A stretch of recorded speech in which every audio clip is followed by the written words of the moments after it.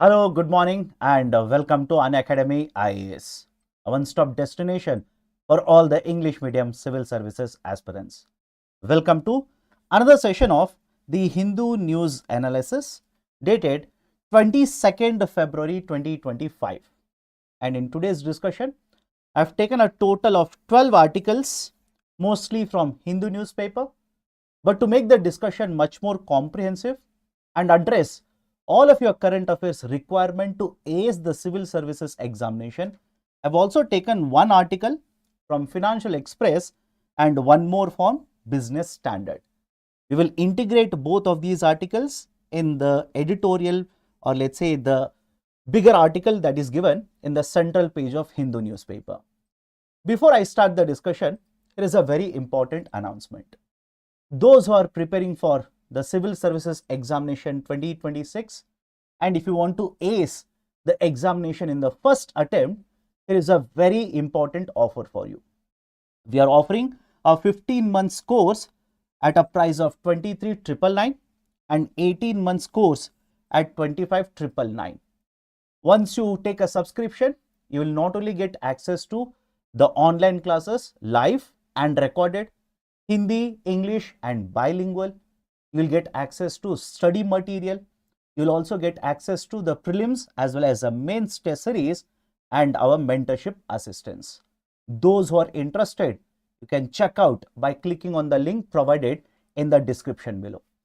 Before I start the discussion, here is one more very important announcement associated with GS paper 3, specifically targeting Indian economy. I get mails on day-to-day basis from the learners who keep on asking me, sir, Indian economy is so vast. How do we prepare the current affairs of it? I am not able to read Hindu newspaper, but you ask me to read other newspapers as well, because Hindu doesn't cover all the economy related aspects. For example, in the last 1 week, there is an article where they were talking about an initiative of Government of India, e-negotiable warehouse receipt system, that was mentioned in non-Hindu newspaper, different other newspaper, not Hindu. There was also one more article which raised concerns regarding Bharatmala Pariyojana, again not in Hindu but other newspapers. There was an article promoting solar energy projects and the storage of energy projects within the solar energy project. There was one more article where you could have used a lot of this information if at all a question is asked regarding the fiscal prudence measures of Government of India, etc., etc. So what is the solution then? I cannot ask you to purchase all the other newspapers and keep on reading other newspapers on day-to-day basis. That will be a lot of time consumption, and not to forget, it will be costly. So the solution is very simple. Every Saturday, what I do is I provide a link to the people who are there in the Telegram channel, and using the link, they'll be able to download a PPT where I provide compilation of all the other newspaper articles that are relevant for UPSC. For example, today evening, this will be uploaded. All you need to do is simply scan this QR code, join the Telegram channel, and today by evening, you will get the link. Download and keep on updating the current affairs. Now let me start the discussion. The first very important article, GS paper 2, converting court case backlogs into treasure troves. Now what is the issue here? Let's simplify the discussion. Don't complicate it, simplify it. In case of India, the fact is the judiciary is overburdened. That is, compared to the number of judges and the infrastructure that we have, the number of cases which are filed are very, very high. According to the writer here, at the Supreme Court level, there are more than 82,000 cases which are pending. At the High Court level, there are more than 62 lakh cases which are pending. And at the lower judicial level, it is much, much higher, a mind-boggling, more than 5 crore cases are pending. And out of all of these cases, half a crore cases, that is more than 50 lakh cases, have been pending for more than 10 years. And if this data set is not sufficient for you to be shocked and surprised, I'll give you a data from the Niti Aayog report. The Niti Aayog report simply states that any land dispute that will be taken to judiciary, a case associated with the land dispute in India, on an average takes more than 20 years to be resolved. I'll repeat, on an average takes more than 20 years to be resolved. So in a nutshell, the point is simple here. There is a huge pendency of cases. Now your doubt will be, sir, why? Why is there a huge pendency of cases? Let's understand this idea of a pendency of cases from both supply as well as the demand side.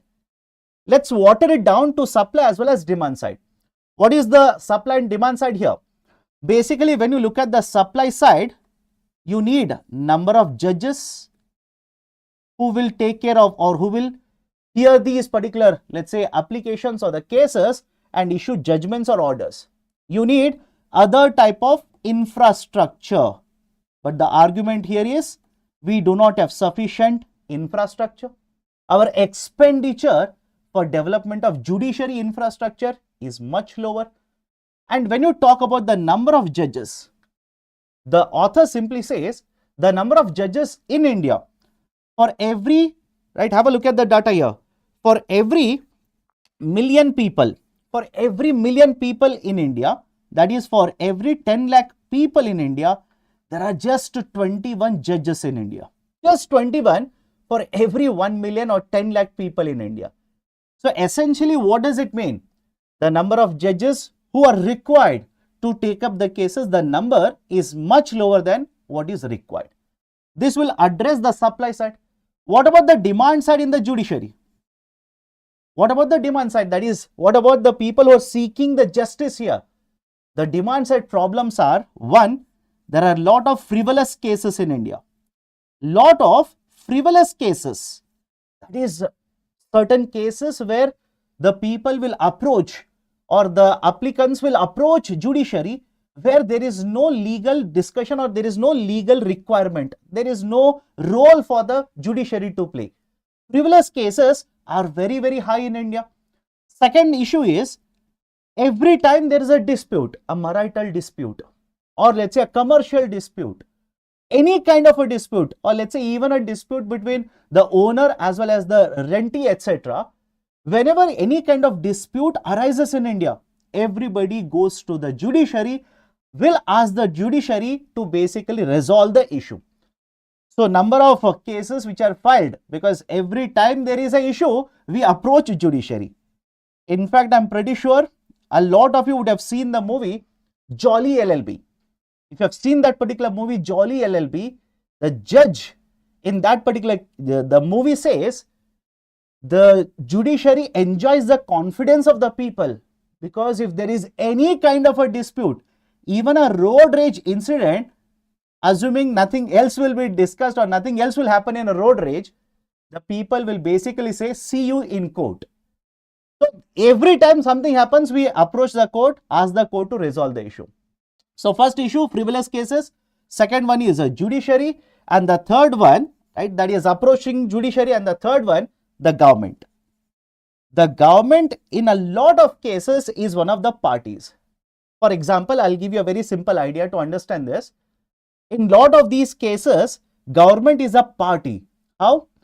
For example, government, that is the tax department, will send a notice to me asking me to pay more taxes according to this provision, etc., etc. I will challenge this particular dispute or I'll challenge this particular tax notice at the judiciary level. So in case of taxation, in case of being a party which is contracting a supply or which is purchasing good or a service or is providing goods or services, etc., etc., being a party in multiple agreements like this, government is also one of the most important, let's say, the stakeholder who uses judiciary in India. A lot of these cases are because government is a party in these particular cases. So these are the supply as well as the demand side factors, as a result of which there is a huge number of pendency cases. Now, having said so, it doesn't mean that no reforms have been undertaken so far to address these particular pendency or the backlog cases. I'll give a very simple example here. The government of India has implemented multiple reforms in the recent years itself to address these particular number of rising cases. For example, you must have heard of the scheme where Government of India will provide land property cards, Swamitwa initiative, under which land cards are issued to the beneficiaries. And what is the use of giving a land card here? If I have a land card, it will provide a guaranteed title to this particular piece of land. And in case of India, please remember, the land disputes have a huge number of pendency cases and contribute to backlog of cases in India. So one initiative. Second initiative, in terms of taxation itself, the amount of threshold, that is what should be the amount of tax notice, that threshold level has been increased by Government of India.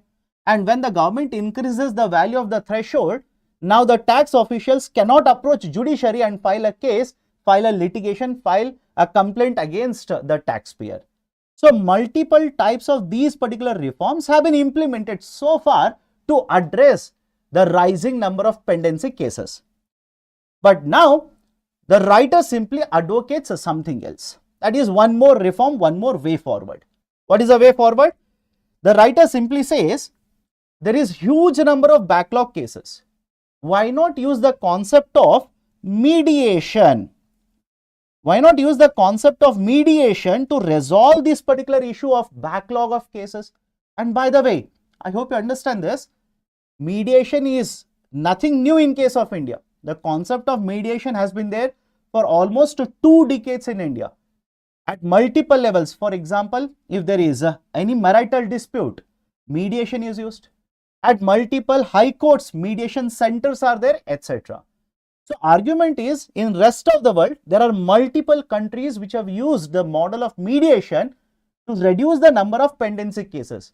Why not we institutionalize it and basically promote it at multiple levels of judiciary then? Now, basic examples that you can quote, that you can remember and quote in the exam is: one, Mediation and Conciliation Center in Delhi High Court, which has been set up back in the year 2005. And in terms of effectiveness, how effective has been this mediation center? 60% of the cases, 60% of the cases which have been referred to this mediation center have led to satisfactory result. And one more example that you can quote is the Multi-Door Dispute Resolution Division, which has been set up in USA. Washington, D.C. District Court has set up this particular division to again basically resolve the legal issues through mediation. Now, those who are wondering, sir, what is this idea for mediation? What happens in a mediation? In mediation, an expert is appointed. Let's say a lawyer is appointed, and this lawyer will basically bring both of the parties in the case to talk to each other, come to a satisfactory arrangement, satisfactory agreement. And this is a good way to resolve the disputes. Compared to the usual system that we follow, this is a much better way. How so? If I go to court and file a case, there are multiple appeal levels. I'll have to start from the district court. I'll have to keep on going at multiple levels. Time consuming process. And multiple lawyers I'll have to hire. I'll have to pay money to them. I'll have to submit lot of documentation. Multiple hearings will happen, etc., etc. But on the other hand, whenever we have used the concept of a mediation to resolve these kind of disputes, it could be a commercial dispute, it could be a marital dispute. In such cases, it has been seen the number of hearings that is required, number of sittings that is required is much lower. The cost of getting this resolved is much lower, and the cases can be resolved much faster compared to the traditional method that we have been using. And that is a precise reason the author or the writer here is promoting the concept of a mediation to resolve the case backlogs, and this can be used as, let's say, one of the methods to reduce the number of cases, to make the judiciary much more, or justice much more accessible, much more affordable, and at the end of the day, ensuring that the justice is not delayed but delivered at a much faster pace. So these are certain points which have been mentioned in this article. GS paper 2, if at all a question is asked in the mains, you can use this as a basic argument, basically an argument to resolve the pendency cases in India. Okay.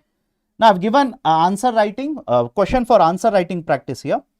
The huge backlog of cases in India will delay the justice, and the justice delayed is justice denied. Discuss the causes behind this and recommend way forward. A 15 marker question, 250 words. Now, let me go to the next article. The US visit viewed through industry's business lens. This is an article which has been written by the DG of CII, Confederation of Indian Industry. Now, if you ask me, sir, is this article important? Yes, to a certain extent, it is important. What is important? Very recently, the Prime Minister of India had a state visit to USA. Visited USA, had talks with the President of USA. Lot of discussion has already been done. Chetan sir also has discussed this in the threadbare. What have been the announcement, what have been the issues, etc., etc. Now, what this author or the writer has done is, he has picked up 6 very important areas of the announcement, has discussed these announcements, or let's say has basically mentioned what has been done. For example, in terms of trade, what was the focus area? Bilateral trade agreement. We are expecting a bilateral trade agreement to be signed initially in 2025 and a full-fledged will be signed later on. Second, we are targeting total trade of over $500 billion, $500 billion by 2030. Very ambitious number, by the way. Very, very ambitious number. Why? Right now, if you look at the bilateral trade between India and USA, it's around $130 billion. Just below a notch below $130 billion. India's total exports are over $80 billion. India's imports from USA are over $41 billion. As a result of this, India has a trade surplus of around $40 billion with USA. So, if you look at this particular point, from $120 plus billion to let's say $500 billion, almost 400%, almost 400%. Again, very ambitious. I'm not saying it is impossible, but very ambitious. Second one is, there is a talk of having, let's say, agreements or partnerships in terms of promoting AIs in India. USA has accepted that it will support a permanent position for India in the International Energy Agency. Permanent position, permanent membership, not UNSC. I'm not talking about United Nations Security Council, but International Energy Agency. India has been a member, not a permanent member, just a participant or associate country since 2017 in IEA. Now USA says, I will support your permanent membership, right, in the IEA. In addition to this, defense talks were there. USA said we will supply F-35s, other arrangements will be done, etc., etc. So again, the argument is, Chetan sir has already conducted a detailed discussion on this. I don't want to repeat the same thing. And for a greater look at what has been proposed in these particular bilateral talks, there is a clipping that I've taken from Indian Express. You can have a look at it. Do not memorize every word that is there in this particular picture. I hope you understand. Do not memorize every word that is there in the picture. Why?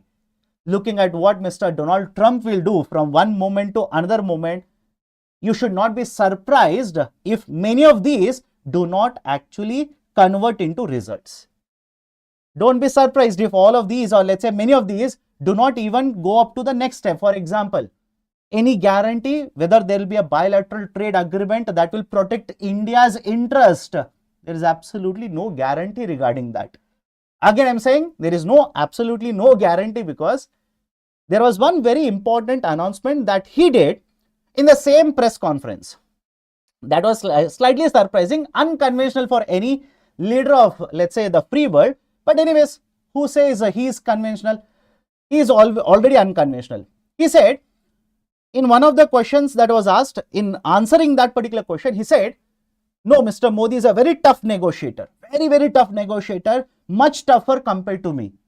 And in the same press conference, he also said, we are going to target India. We are going to impose heavy tariffs on India. Right? India has been taking advantage of us. We will impose heavy tariffs. Even after that interview was aired, later on, again in multiple interviews, he kept on saying that no, we are going to target India. We are going to have very, very high tariffs. And in one of the interviews, he said, I told Mr. Modi that I'm going to impose reciprocal taxes. And according to him, what is reciprocal tax? Very vague answer. Whatever you charge, I'm going to charge. His answer is, whatever you are going to charge, I'm going to charge. That is not an answer regarding what is a reciprocal tax, because if India will charge, let's say 40% on a particular product that is imported from USA, what if I'm not going to export that to USA? Similar product, I'm not going to export that to USA. Does it mean he's going to impose 0% tariff on it? Does it mean he's going to impose 40%, 50%, 100%?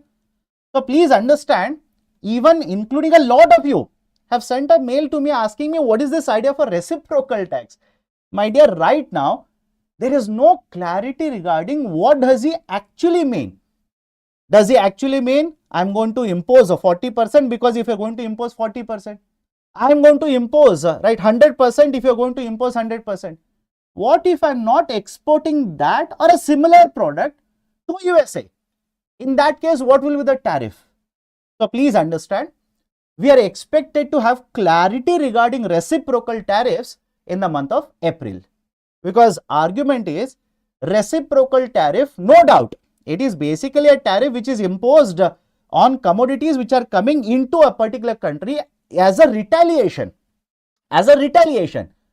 But question is, are we going to have reciprocal tariffs on the whole of India? Are we going to have a reciprocal tariff on a particular industry? Or are we going to have a reciprocal tariff on a particular product? That you will have to wait and see. Right? But anyways, come back to the point here. Much more interesting than what has been given in Hindu, there were two articles, one in Financial Express and the second one in Business Standard, today's editions. In one of the article, Niti Aayog CEO BVR Subramaniam says, it is the time for India to reduce tariffs.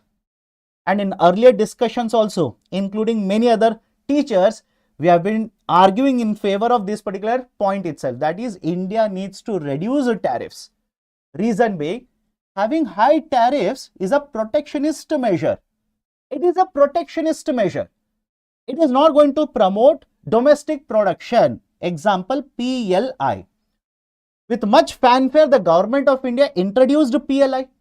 But very recently, there have been multiple news reports which have stated that the government is no more interested in bringing new types of schemes under PLI. Reason being, a lot of investment that was expected to happen in some of the sectors that were covered.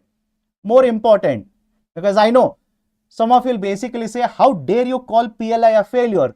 I'm not saying it's a failure. I'm simply saying the intended results have not been obtained, especially in some of the sectors. And that's the reason in the recent union budget, we were expecting certain announcements in PLI, has not happened. Very recent articles have reported in multiple newspapers, they have reported that government is not considering launch of any new schemes covering any of the sectors under PLI as of now. That there might be a new initiative altogether to promote production and manufacturing in India. So come back to the point here. Niti Aayog CEO simply says, it's a time for India to reduce the tariff, promote manufacturing in India. Having higher tariffs is not productive for Indian economy. Promote competition by reducing tariff. That is point number one. Point number two, the CEO says, in addition to manufacturing in India, we need to focus on deregulation. Understand this. We need to focus on deregulation. What is this deregulation? Even Economic Survey has spoken regarding the deregulation in India. Essentially, I'll give you one example. Essentially, it means many of these regulations or the conditions which have been imposed over a period of time, these must be withdrawn. These must be taken back. For example, let's say filing documents. If you want to get an approval, if you want to get, let's say, certain license, if you want to get something done, etc., at multiple levels, you are supposed to file lot of documents. Why not basically remove this particular process, make everything online? Make everything online. That will essentially lead to deregulation as well as promotion of ease of doing business. And the NITI Aayog CEO simply says there is a lot of regulation within the MSME itself, micro, small and medium enterprises. We need to simply deregulate it, right? Withdraw these regulations which will help the MSMEs thrive in the Indian economy. Third important point, along with promotion of manufacturing in India, the two other areas which we need to focus according to NITI Aayog CEO is one, education, and second one, agriculture. Education and agriculture should be the focus areas of Government of India in the coming days. This is mentioned in this article. Now, let me add one more article in the context of India USA. If USA is going to announce, let's say, reciprocal tariffs, what should Government of India do? If they ask you, let's say today in the interview, what should Government of India do? What will you say? A lot of you will be saying now, sir, why are you threatening me? The moment you said interviews, my hand started shaking like this. I started sweating even though I'm sitting under the AC. Don't worry, hypothetical. Okay, that's the reason I said imagine, hypothetical. What will your answer be if at all this question is asked? Your answer should be based on recommendations provided by, let's say, certain experts or institutions. There is one institution in India, very famous regarding international trade, GTRI. The New Delhi based institution has given a very recent, has published a paper as to what should be India's stand if Government of USA will announce a reciprocal tariff. The institution simply says the government should start working now itself, make a compilation of all the import tariffs. Because very often, Mr. Donald Trump targets India and says, India is a tariff king. Although there is absolutely no proof for that. Yes, certain commodities we have higher tariff, but so have been the other countries' practice. So has been the practice of USA itself. So yes, no doubt, certain commodities we have higher tariff. That doesn't make us a tariff king. So what should we do? One, have a compilation of all the import tariffs. Now approach USA. Before the announcement is done in the April, approach USA and simply say, okay, these are the products that we are getting from you and these are the products we are exporting to you. We will give you concession in these products. You give us concession under these products. The strategy is called as a 0 for 0 tariff strategy. Please remember this. 0 for 0 tariff strategy. That is, I am telling USA, these are the products, you send it to us, we will charge 0%. And these are the products which we are sending it to you, you shall charge 0%. And what is the outcome of this? If USA will accept, we will be spared in the policy which will be announced in April. Second, if USA basically says, no, we are not happy with this policy or the strategy that you have proposed to us, it is an indicator that USA is not interested. The agenda of USA is something else. And what could be the agenda? I'll tell you that as well. What USA might do is, they will change the goalpost. They will simply change the goalpost. What is the goalpost now? Tariff. Now what USA might simply do is, rather than talking about taxation, they might talk about agriculture subsidies. And as such, historically, if you have seen, USA doesn't like the agriculture subsidies that the Government of India provides. Because argument here is, understand this, many of the experts have argued, let's enter into trade agreement. That is one solution, let's enter into trade agreement. But if you enter into trade agreement, right now, we have protected our agriculture sector in multiple trade agreements. We have protected government procurement in multiple trade agreements. What does it mean? Government, whenever they announce a project, whenever they want to procure, there are different rules. For example, we have government procurement rules defense for India or make in India defense rules, defense procurement rules, under where procurement preference is given to those companies which have higher domestic value addition in India. If I try to enter into FTA with USA, they might simply say open up the government procurement, open up the agriculture sector, we want to export more and more. So that might be a hindrance, that might be negative for India. Rather than that, try to call out the bluff of USA.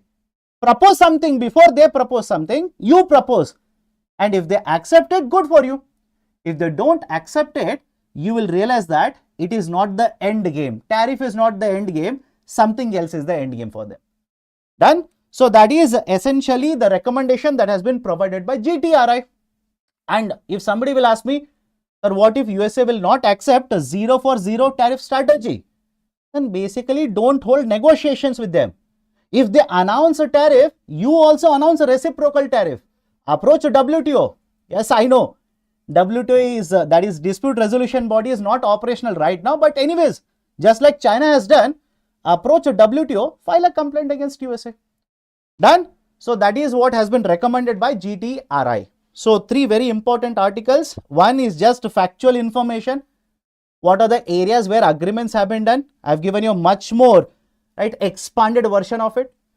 In addition to this, I have given the statements. I have discussed the statements done by Niti Aayog CEO as well as a research paper published by GTRI. Use all of this when you write an answer. So MCQ number 69. Which of the following is or are not likely to reduce current account deficit? Export bans, import quotas, promotion of healthcare tourism in domestic market. How many of them will not reduce the current account deficit? Please do let me know in the chat section. If you do not know the answer, don't panic. I will discuss the answer later. I know a lot of the students will start panicking. Already the summer is setting on. In some of the regions, it's already hotter. And some people will always start sweating when they look at an MCQ. And especially in this particular format. Only one is correct, only 2 of them are correct, etc. Don't panic. I'll give you the key answer at the end. Next article, sexual equality. The Supreme Court very recently, that is yesterday, the justice has given a statement that the concept of sexual equality must be part of syllabus. Must be part of syllabus. Now, if you ask me, sir, what do you mean by part of syllabus?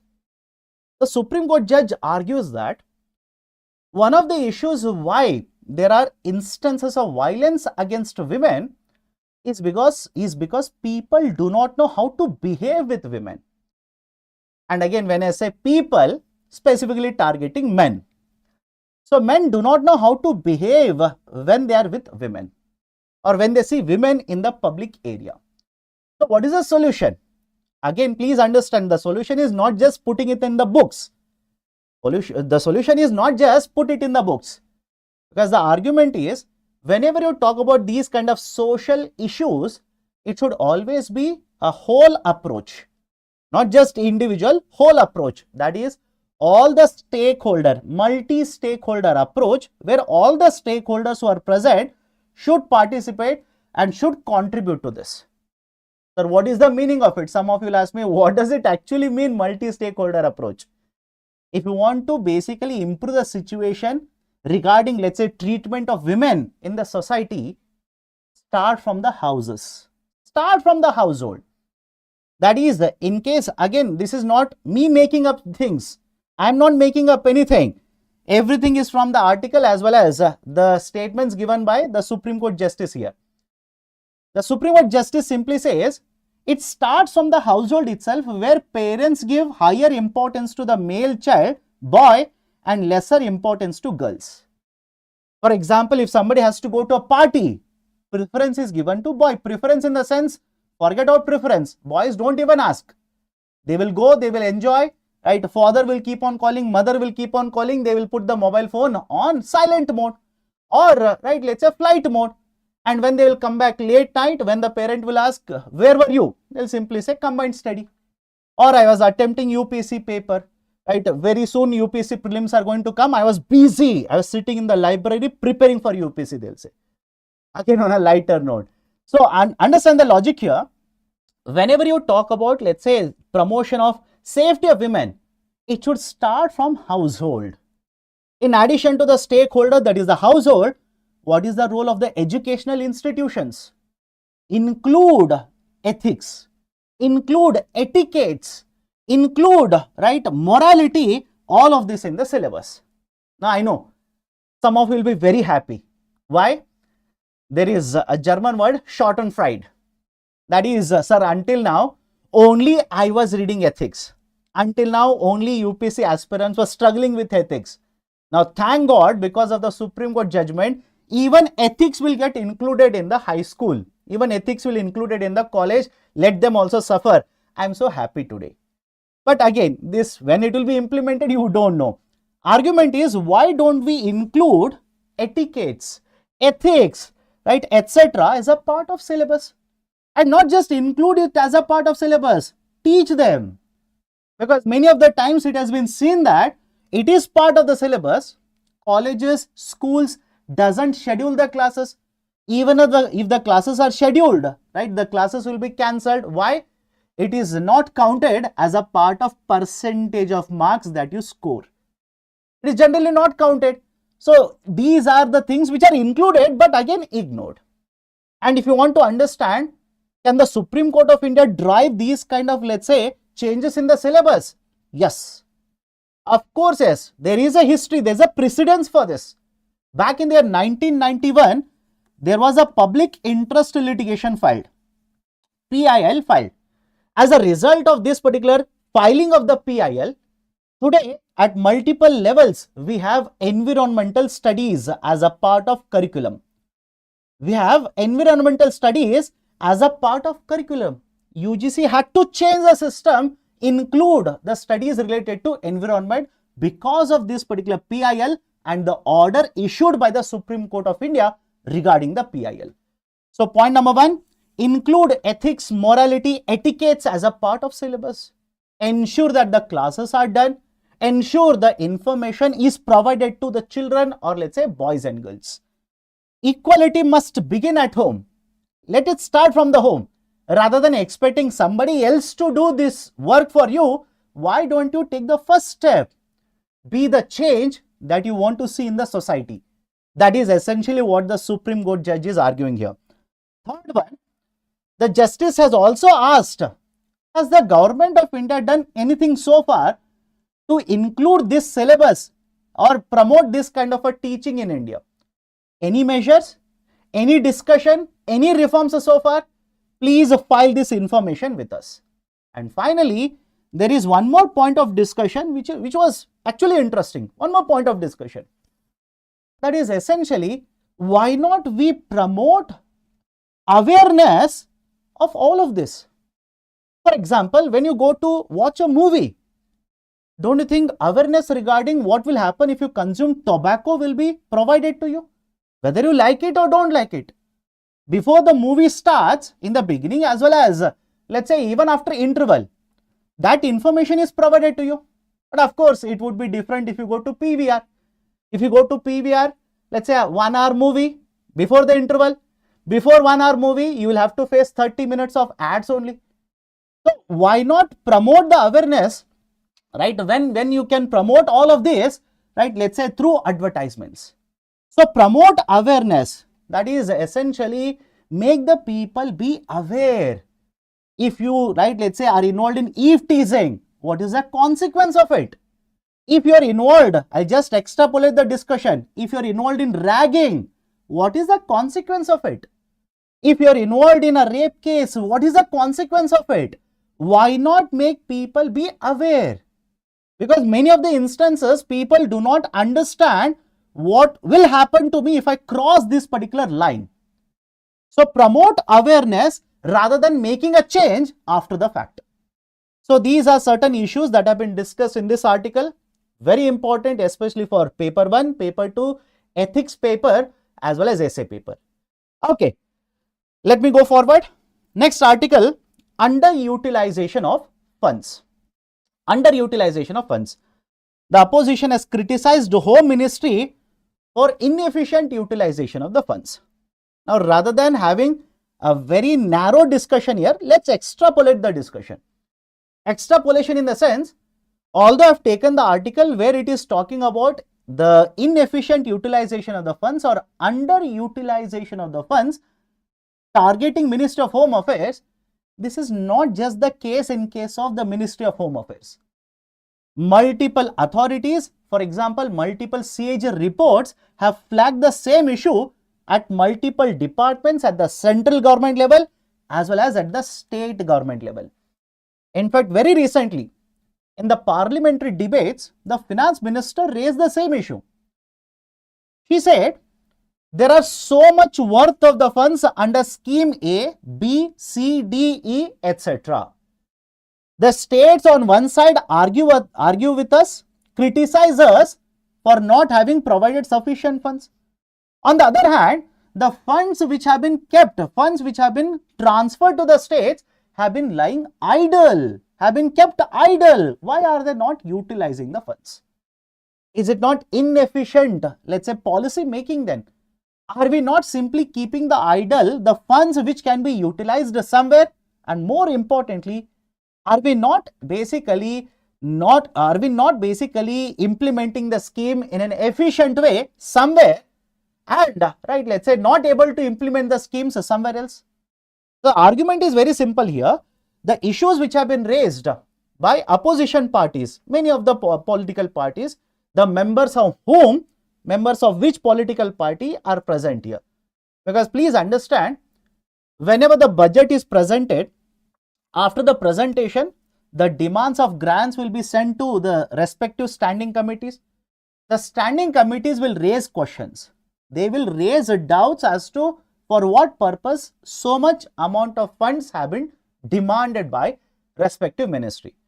So some of the concerns which have been raised here are: one, there are funds which have been allocated under Nirbhaya fund, a very well-known fund, by the way. Nirbhaya fund was basically set up after the gruesome incident, right, that is very famously or infamously known as Nirbhaya case in India. So the funds have been allocated, non-lapsable, by the way. The funds have been allocated to promote, right, let's say, safety of women. The funds can be utilized to set up CCTVs. Funds can be set up or let's say to have the one-stop centers for women's protection, etc. So for different purposes, the funds can be utilized. But the concern which has been raised is a lot of these funds are not utilized at all. More than 3/4 of the funds have remained unutilized. What is the reason? On one side, we keep on arguing that we need to promote safety of women in India. But on the other side, when the funds are there, why are we not implementing the schemes or projects? That is one question that has been raised. Second question that has been raised is, why are we not allocating sufficient funds to conduct census, population census in India? This has been one question that has been raised multiple times in the recent times, mind you. Right? I've already done a shorts regarding this, but again, I'll add a couple of more points now. What is the requirement of a census? You need census to find out how many people are there in India.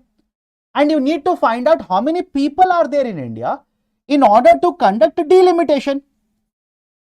In order to conduct a delimitation exercise, because the delimitation exercise can be conducted only with the census population. And what is the need to have a delimitation? The government of India has passed or is discussing the concept of, right, let's say, reservation bill, women's reservation bill. If you want to implement the provisions of the reservation bill, which says 1/3 of the seats in parliament will have to be reserved, Lok Sabha will have to be reserved for women, for that you need population. That is the census. Using census, you can conduct delimitation, and using delimitation, you can basically identify how many seats will have to be reserved for women. And this is important, by the way. Why? If you look at how much percentage of the members of Lok Sabha are women in India, 2024 elections, just over 13.5% of the total number of members in Lok Sabha are women. Just over 13.5%. And this is lower than what it was in the 2019 Lok Sabha. In 2019, it was more than 14%. And please understand, when you look at this 13.5% or 14%, how do we compare with other countries around the world? We pale in comparison. We are much lower in comparison to other countries. For example, in the recently conducted elections in Britain, 40%, I repeat 40, not 14. Around 40% of the total members elected were women. So essentially, you want to promote gender empowerment. You want to promote equality, equity, etc. Increase the representation of women. Increase the representation. That is one way. So in order to do all of it, you require census to be done. So these are some of the points which have been mentioned and discussed in this article. Have a look at it. Now next, the continuing saga of USAID. US election aid allegations deeply troubling, say MEA. Okay. Now what is the allegation? Simple. Right, look at the chronology of events. There was a tweet that was put out by the head of Doge, Mr. Elon Musk. Right, the one party to the whole disrupting, right, let's say the government there. So Mr. Elon Musk put out a tweet, said, these are the expenditures that have been provided under USAID and these are useless and we are going to cut them. We are going to simply stop them. And one of the basic points that was mentioned in this particular tweet was 21 million will be or has been proposed to be allocated for India for improving voter turnout or voter participation in India. That was the starting point.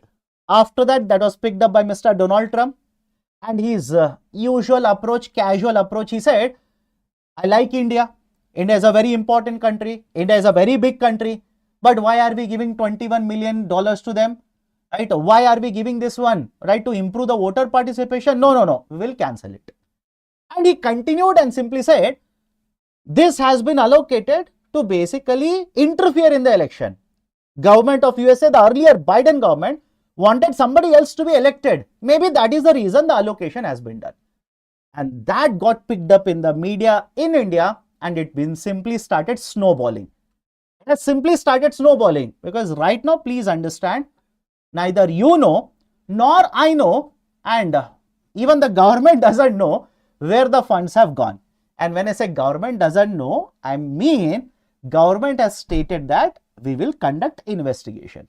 We will conduct investigation. We will find out where the funds have been utilized, where right it has gone, who has received the funds. Because please understand, even you, when you write mains examination or you are sitting in the interview, please do not simply say without any kind of a proof.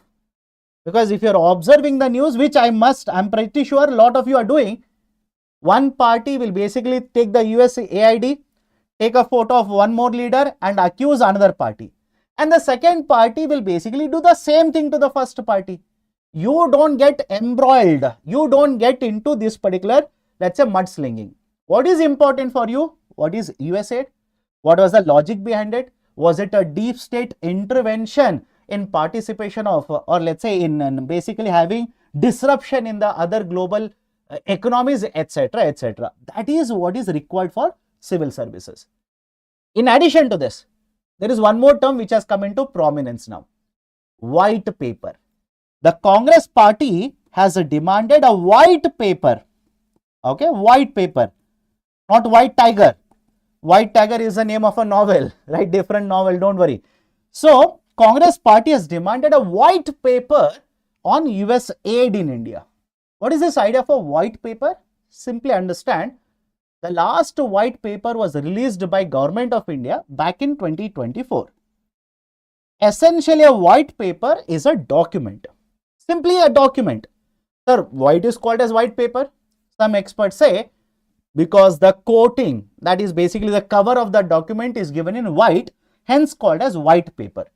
Do not be under the impression that white paper means A4 sheet, right? It is white, so it is called as white paper. No, the government document which is issued, which is going to provide you details of certain issue. right? Certain subject will be discussed, certain policy will be discussed, that is called as a white paper. In the last 1.5 decade, we have had white paper on black money. We have had a white paper on, right, let's say India before 2014 and after 2014, 10 years before 2014, 10 years after 2014.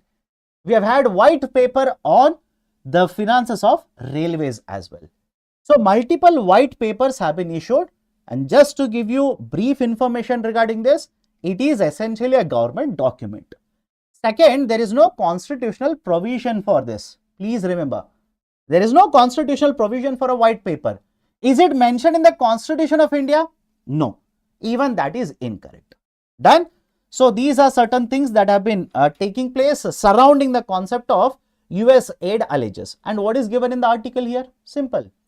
The spokesperson for the MEA, Ministry of External Affairs, stated that whatever allegations have been raised or have been issued by the President of the United States, if they are true, these are really worrisome. And right, there is a clarification saying that we are going to look into what has happened regarding the US aid. Done? Okay, next article. ED imposes penalty on BBC. ED imposes penalty on BBC. Now, what is the issue here? What has been done by Enforcement Directorate? Simple. Back in the year 2019, the Government of India clarified the FDA policy on broadcasting, right? Not specifically broadcasting, that is digital broadcasting, right? Digital news agencies. One is broadcasting. One is broadcasting. For example, the news channels, these are broadcasting. They will use the different different waves and simply give you news. If you switch on the TV, you will be able to watch it.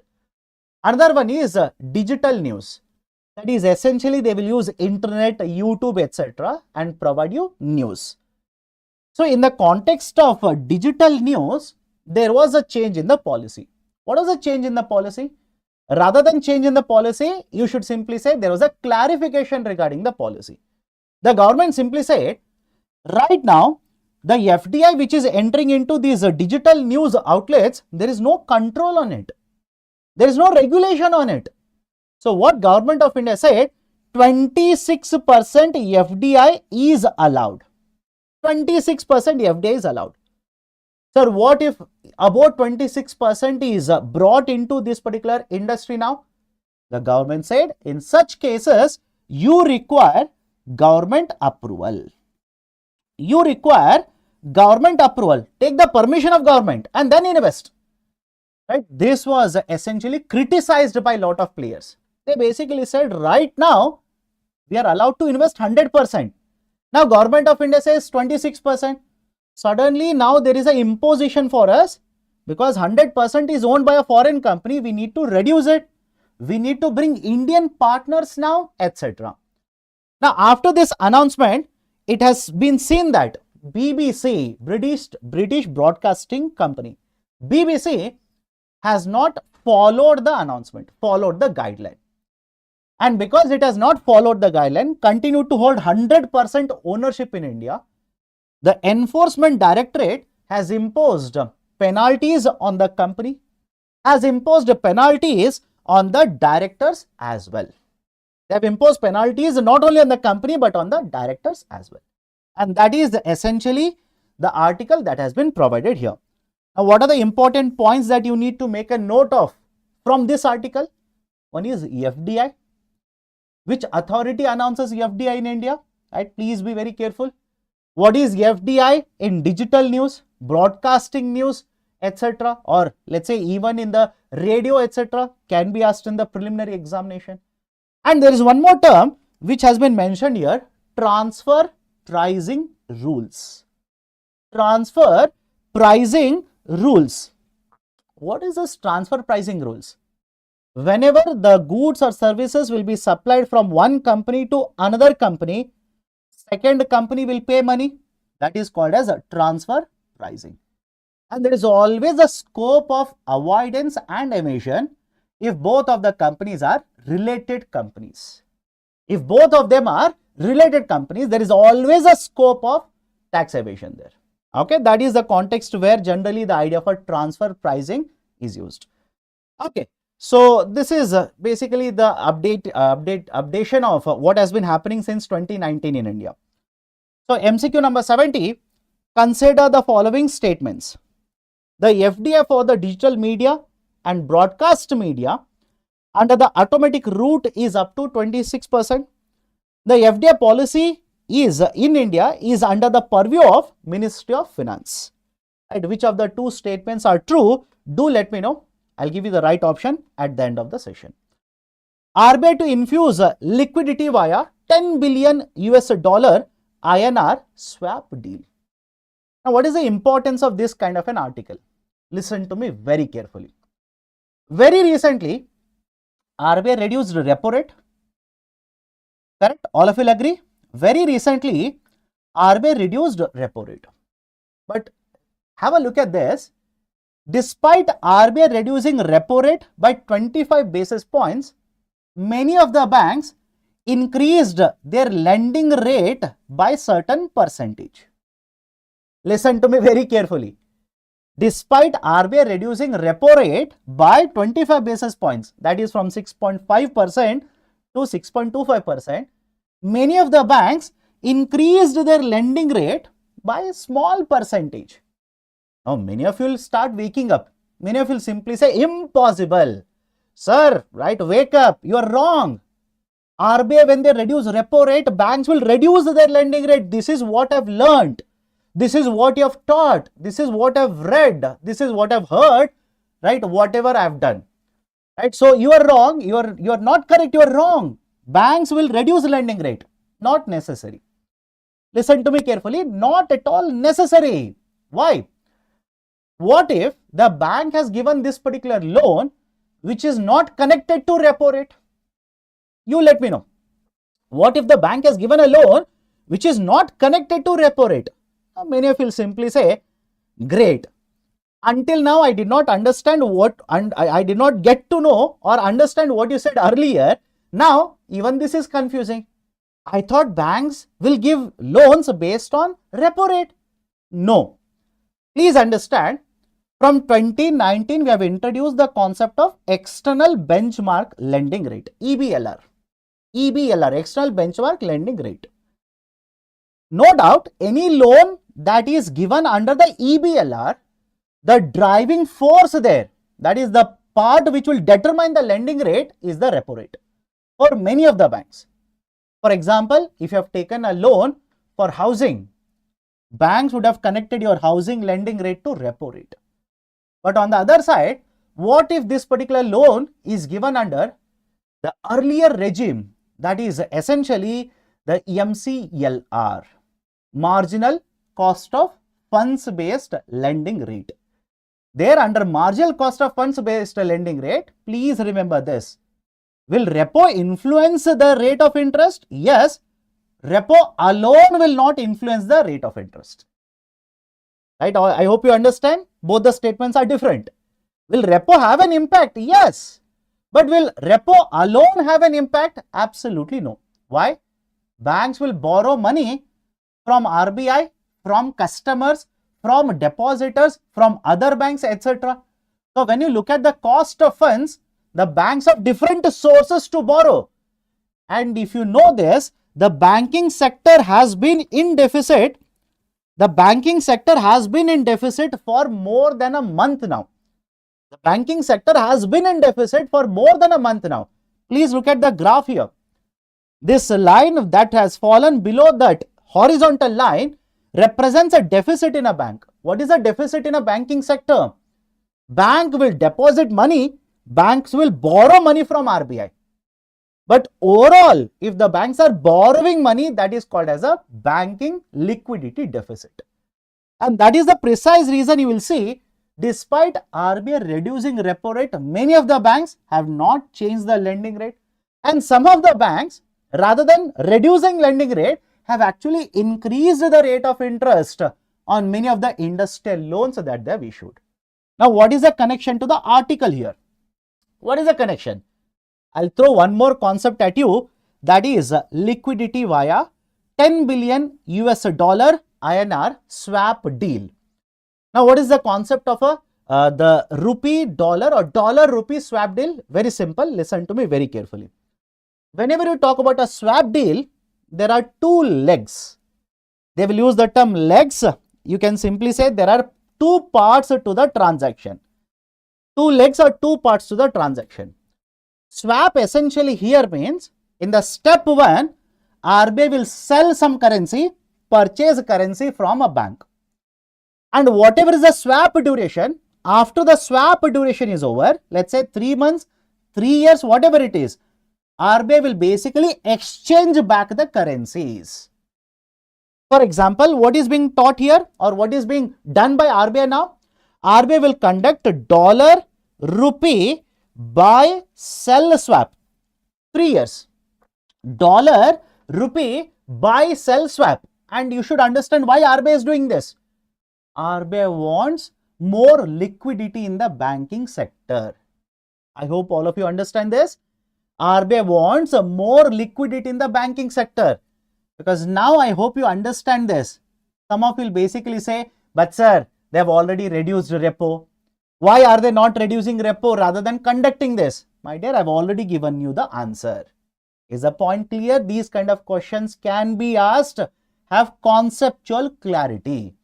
They could have done reduction in the repo. That would also increase liquidity. Why not reduce repo? Why not conduct this? Why conduct this kind of transaction? RBI wants one, stability in the forex market, and second, durable liquidity in the banking sector. And have a look at this. If RBI will conduct this kind of a transaction, that is a swap, what does RBI do? RBI in the leg 1 or step 1 will basically buy, right? RBI will basically, have a look at this, buy the dollar and sell the rupees. Imagine you are a bank. I will take dollars from you. I will give you rupees. Has the liquidity increased in the bank? Think of it. Has the liquidity increased in the bank? Will your lending activity increase? Yes, right? That is the objective here. And this is not permanent. It is not permanent. After 3 years, exactly reverse. That is, after 3 years, RBI will give you the rupees back and take back the dollars. So basically, in order to increase the liquidity in the banking sector, RBI is conducting $10 billion US Indian rupee swap deal, which will be done in this week. Okay, right. So that is one more very important article. Have clarity, have more conceptual clarity. Next one, in the continuing saga. One saga is India-USA trade. Another saga has been the national education policy in India. Continuing the saga of a debate over national education policy, there is a particular statement given by the Chief Minister of Tamil Nadu in retaliation to a letter that has been written by Mr. Pradhan, Dharmendra Pradhan, Minister. What is the argument? Simple. We have already discussed this earlier also. Under national education policy, it is having a proposal of 3-language formula, including Hindi. They have a 3-language formula. But the state of Tamil Nadu has been following a 2-language formula. So now their contention, their opposition is, you are basically trying to impose Hindi on us. We don't like it. We already have a policy. We have a 2-language policy in our education system. We do not want Hindi imposition. That is one point of contention. Where Mr. Dharmendra Pradhan says, no, it is not imposition. Rest of India is following it. You will also have to follow it. And earlier we have seen this. The government of India has basically tied this, that is the implementation of NEP, to transfer of funds under multiple schemes and withheld the funds that the state is supposed to receive. So there is again opposition to that. Third one is, under national education policy, it proposes a centralized examination system. It proposes a centralized examination system. Tamil Nadu is opposed to it. Why? Their argument is, centralization has its own benefits, but what about the people who are coming from rural part of India? What about the people, right, who cannot understand English efficiently, etc., etc. Citing multiple reasons, Tamil Nadu government our Chief Minister of Tamil Nadu, not just the current government, even the earlier government also. That's the reason I've taken one more article given in Hindu newspaper, where the earlier Chief Minister, that is earlier government's Chief Minister, Mr. Palniswamy, also has argued against the 3-language formula. He also stated that no, the 3-language formula doesn't have the importance in Tamil Nadu. It should not be implemented. Why? We have our own policy. So these are some of the things that have been mentioned in the article. Again, this is not the end of it. This discussion will keep on happening. Next, right, small articles, 2 more articles. Reckless financialization, RBI is against it. After Chief Economic Advisor's statement last year, Economic Survey also raised this issue, and now RBI is against the reckless financial. And this statement has been given by Deputy Governor Rajeshwar Rao. Now, what is the argument here? Argument is simple. The argument is, in order to make short-term benefits, in order to earn short-term gains, the long-term financial security of the people might be at stake. I'll repeat the statement. Very interesting statement. This was the statement given by the Deputy Governor only. I'll repeat the statement. In order to make short-term gains, the long-term financial security of the people is at stake here. What does it mean? The market in India, for example, the stock market has been growing very fast. The futures and options market has been growing very fast. Common man such as you and me will look at the growth in the stock market, will look at the futures and options market, and mostly be influenced by the shorts that we are watching in YouTube, where they will keep on showing, right? Let's say they have luxury cars, luxury watch, right? Let's say luxury bungalow, etc. All of that because of the stock market. All of that because of the F&O. We will be influenced. Why not? Because they are influencers. We are influenced. And by looking at all of this, we will also start moving our investments from other instruments in the market, let's say into the stock market or F&O.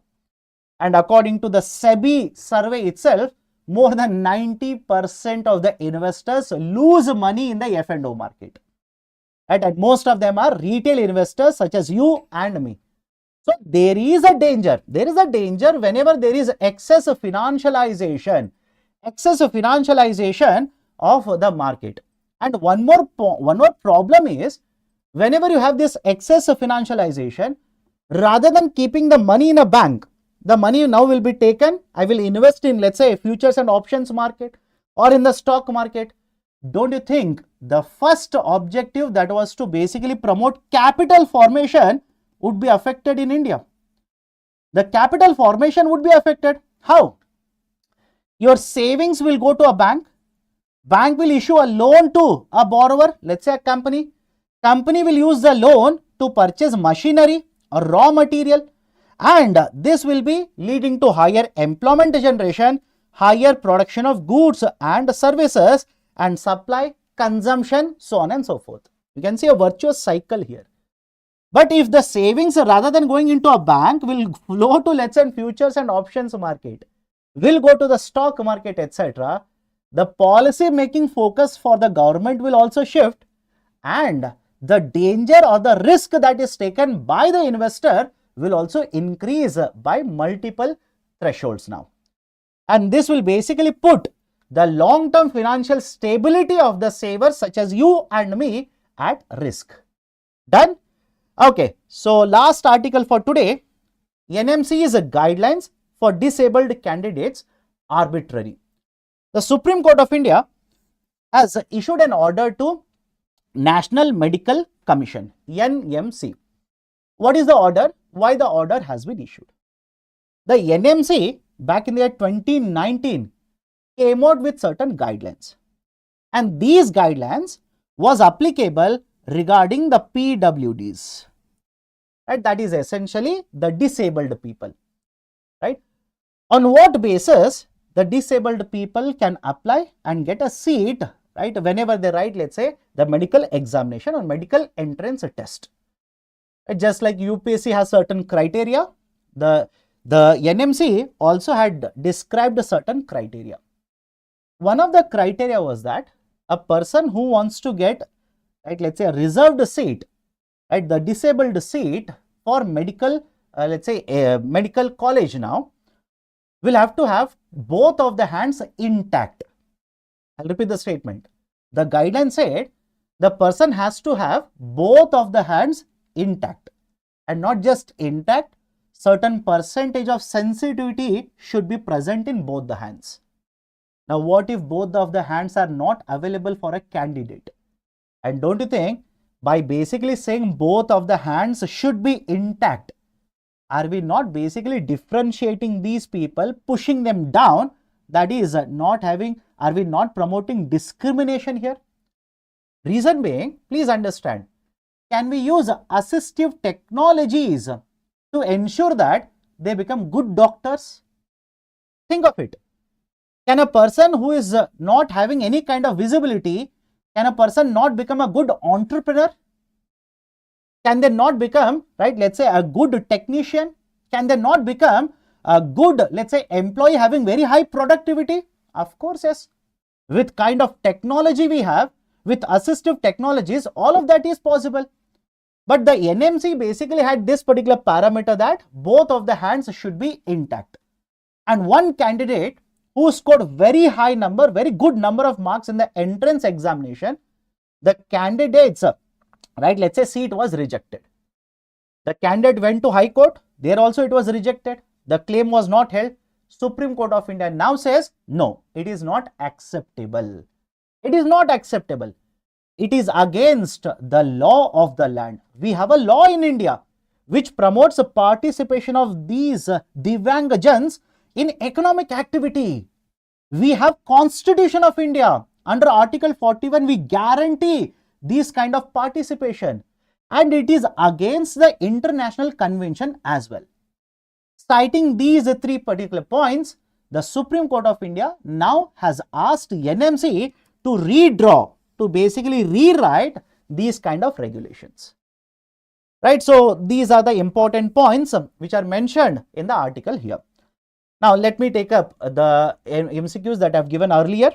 MCQ number 69, which of the following is or are not likely to reduce the current account deficit? Read the statement very carefully. Reason being, lot of you will miss out the term not likely to reduce current account deficit. First one, export bans. Export bans, have a look at this. Will the export ban reduce the current account deficit? No. Right? So, export ban will essentially increase the current account deficit. Is it okay? Export ban will not reduce the current account deficit. It will increase the current account deficit. Import quotas. Import quota. For example, if I impose a restriction on the imports of certain commodities based on the volume of it. Based on the volume of it. That is called as quota. So, if I impose import quota, what will happen? The restriction will be imposed on the imports. Now, this will reduce the current account deficit. Now, many of you will start typing, sir, right, green, white, etc. I'll tell you, many of you would have missed not. That's the reason I've given green first. Okay. Import quotas will reduce the current account deficit. But the question is, which of the following is unlikely, not likely means unlikely to reduce the current account deficit. Right. So, this will reduce the current account deficit. Promotion of healthcare tourism in the domestic market. Imports will increase, that is service, import of the tourist will increase, service exports will increase. This will reduce the current account deficit. So, 2 and 3 will reduce the current account deficit, but please understand the question is not likely. Which of the following is not likely? So, the first one, export bans is unlikely to reduce the current account deficit.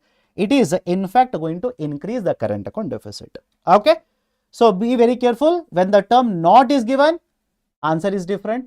When the term not is not given, when the term is omitted, the actual answer is 2 and 3. Okay. Question number 70 now. Consider the following statements. FDI for the digital media and broadcast media under the automatic route is up to 26%. No. For digital media, it is up to 26. Again, under automatic route. Question is specifically on automatic route. What about broadcast media? It is up to 74%. So first statement incorrect. FDI policy in India is under the purview of the Ministry of Finance. Wrong. It is under the Ministry of Commerce, specifically under DPIIT, Department for Promotion of Industries and Internal Trade, which functions under Ministry of Commerce. Both of the statements are incorrect. Right option will be option D, neither.